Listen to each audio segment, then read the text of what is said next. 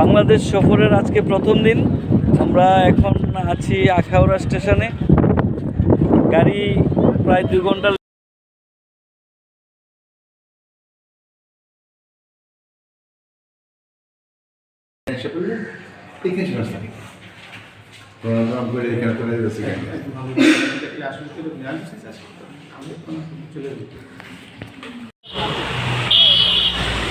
আমরা রিক্সা দিয়ে এবার আমাদের হোটেল থেকে সম্মেলনের দিকে যাচ্ছি। আমার সঙ্গে গুড মর্নিং টু অল। আমরা আমাদের সম্মেলন ভবনে চলে এসেছি। সম্মেলনের কাছাকাছি আসলাম। এসে রিক্সা থেকে নেমেই উপরে বিবাদ যাচ্ছে। সাইডটা তুলতে না,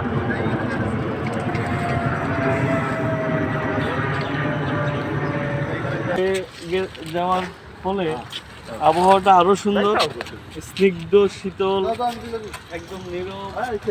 এত সুন্দর একটা পরিবেশ এই ফুলের সমারোহে। আমাদের যে নিঃসন্দেহে আমাদের এইবারের সম্মেলন একটা ভিন্ন মাত্রা নিয়েছে বা নেবে সন্দেহনী।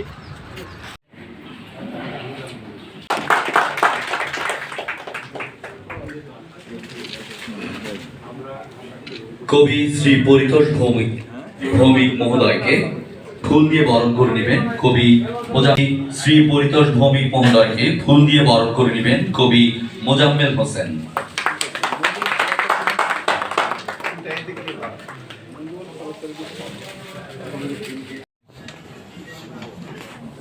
আসসালামু আলাইকুম। মঞ্চে উপবিষ্ট এই পরিবারের সাথে বিনাশায় চতুষ্কৃতাম ধর্ম সংস্থাপনার্থায় সম্ভব আমি যুগে যুগে। অর্থাৎ ছোটবেলা যখন কবিতা পড়তাম তখন কবিদের দেখার খুব স্বপ্ন হতো।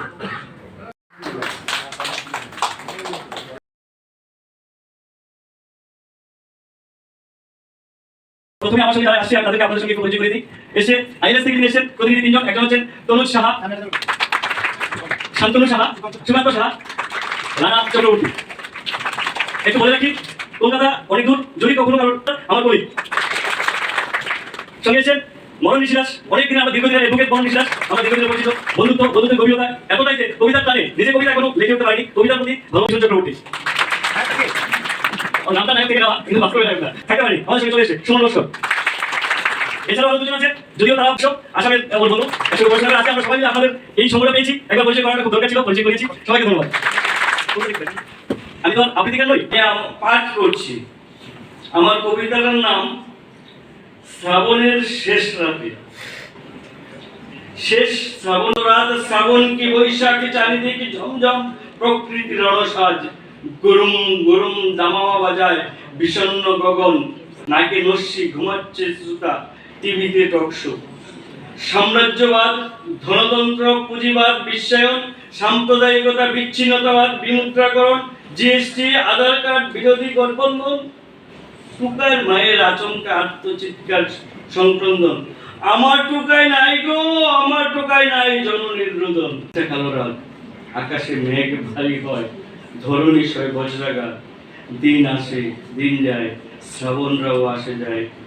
ছাউনিগুলো চিরদিন ছাউনি রয়, বিভেদগুলো ঘুরে বেড়ায় গাছতলায় পাঁচতলায়। সবাইকে নমস্কার, ধন্যবাদ। সেই কবি তো যৌবনকাল অলক্ষে গিয়েছে চলে, দিনের উত্তাপ ছড়িয়ে সূর্য ডুবে গেছে অস্তাচলে। দুরন্ত বাতাসের সাথে মিলে শুদ্ধতারে করেছি আলিঙ্গন। সবাইকে ধন্যবাদ।